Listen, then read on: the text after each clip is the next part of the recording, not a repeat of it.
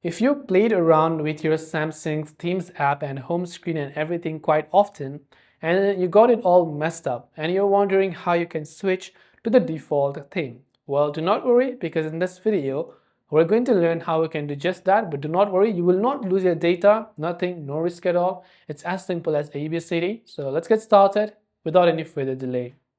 If you want to revert your theme to default on Galaxy S25 or S25 series, it's actually quite very simple for us to do so. Now to revert it, what you have to do is, if you've installed like themes and so on, just go back to the themes app by long pressing on an empty space on home screen, and from here just select the option called themes and tap on it.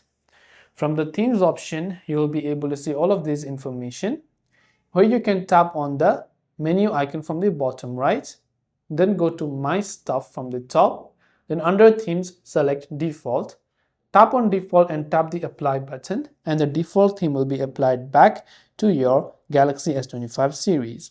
So I hope the video helped you out. If you have any questions, feel free to leave them down below. Thanks for watching till the very end, and see you soon in the next video.